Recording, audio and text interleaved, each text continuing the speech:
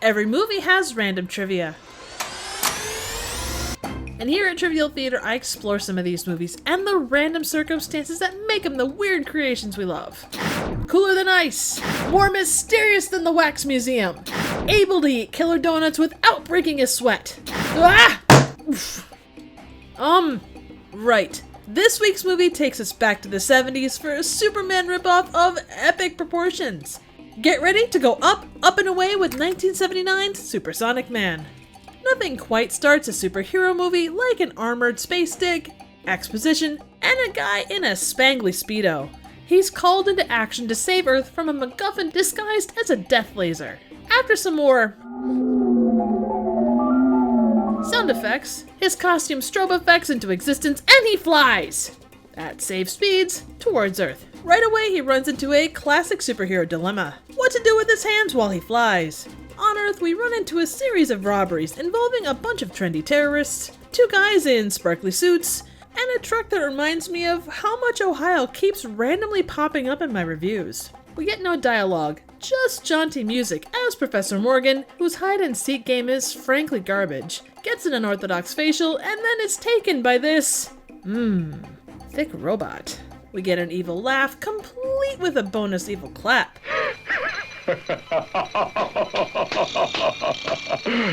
Courtesy of the despicable Dr. Gulick. Across the world, an incredible 70s stash, attached to a very 70s guy, watches a newscast of the stolen professor. Paul fact-checks this with a newspaper, and fact-checks that with his watch. Then, with an oath worthy of a Green Lantern, "May the force of the galaxies be with me."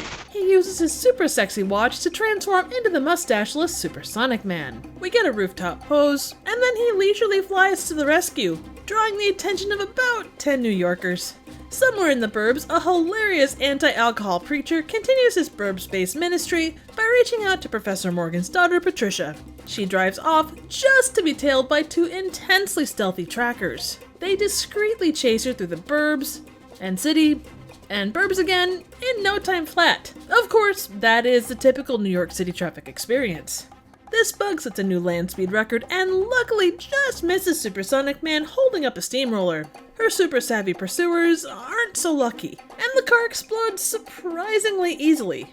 Patricia and Paul share an intimate moment as two corpses sizzle in the flaming wreck. They follow that up with an exposition-filled ride and meal. Elsewhere we find Gulick's decor is on point. They just don't do evil layers like that anymore. Back in NYC, we're introduced to a dive bar that serves up a great plate of nuts, alongside a twangy country tune.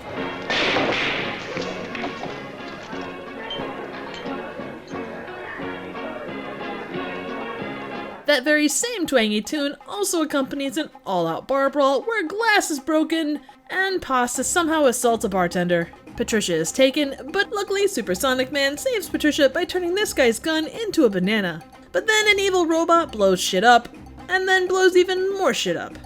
Paul investigates all these shenanigans in a warehouse that feels like a Pellets R Us, and is discovered. He shows he's got game for about 10 seconds, but his lack of supersonic abilities becomes clear as he's captured by a guy that keeps Marlboros, Coke, and Schlitz on his desk.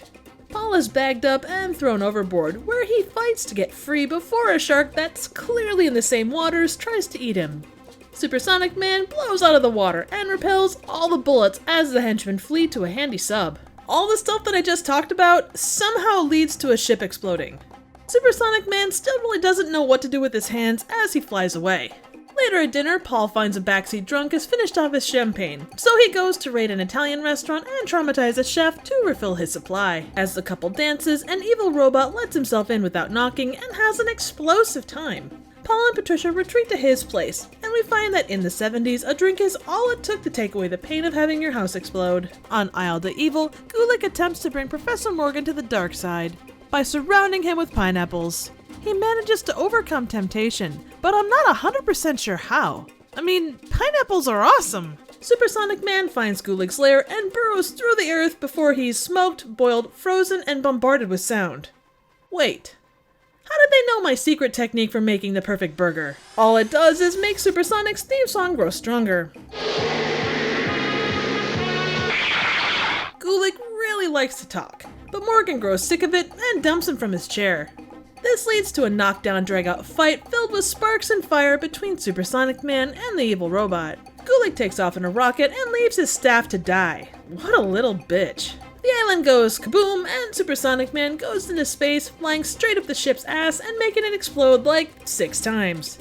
Paul gets a message via his nifty watch that it's time to return to the armored space stick. He chooses love and mustache over a sparkly speedo and the power of leisurely flight. The watch goes out a window and is picked up by the lovable drunk, who, along with his dog, become the next Supersonic Man/dog. That in mind, my heart goes out to the next planet that requires help. Besides never really learning what to do with his arms while flying, Supersonic Man is an interesting film that left me with loads of questions.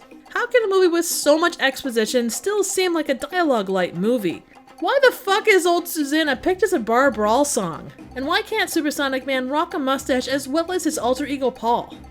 Burning questions aside, Supersonic Man is a 1979 Spanish superhero movie starring low-budget film god Cameron Mitchell, Antonio Cantafora, and bodybuilder Jose Luis Restaurant. Director Juan Piquer Simon went on to direct Pieces and The Rift. The Spanish and English versions have very different central musical themes. The English version rocks a ripoff of John Williams' Superman theme,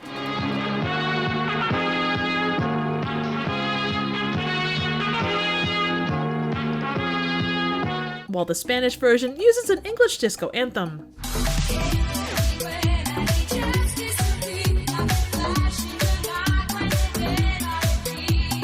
It also holds the distinction of being featured on the final episode of Son of Svengoolie, which aired on January 25, 1986. Supersonic Man's ship was made from a Cylon Raider ship model, and Dr. Gulick's sort of iconic attire had a ton of influence on the Mads look from the 2015 Mystery Science Theater 3000 reboot.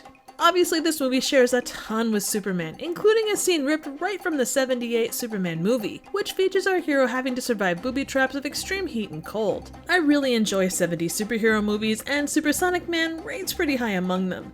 It kinda cherry picks things from different heroes, throws in a MacGuffin, an awkward, slow-moving robot, and an evil scientist on a faraway island to create the weird experience that is Supersonic Man.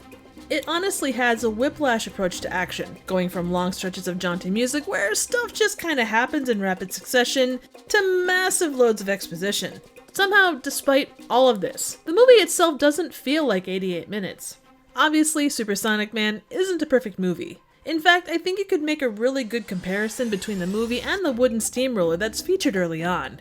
You know it's a cheap, non-working version of the real thing, but there is something so damn endearing about it, you can't help but look past the bad design and still love the wonderfully weird way it does its thing. This seems to be something kinda unique to Italian and Spanish superhero and Eurospy movies. This, like Argo Man, Puma Man, and a slew of other superhero movies of the late mid-century are a ton of fun because they aren't tied to the rules of a comic book or canon. They exist to be their own thing, following their own goofy path. They make close to zero sense, but there's a strange passion in the stories that they tell, brought to life in colorful spandex and way too many nonsensical explosions. Do yourself a favor and check out Supersonic Man if you're a fan of outside-the-box superheroes. You won't regret it. So what do you think? Suggestions for movies, trivial questions, comments, ratings, and a twangy country record for my listening pleasure would be appreciated. Thank you so very much for watching.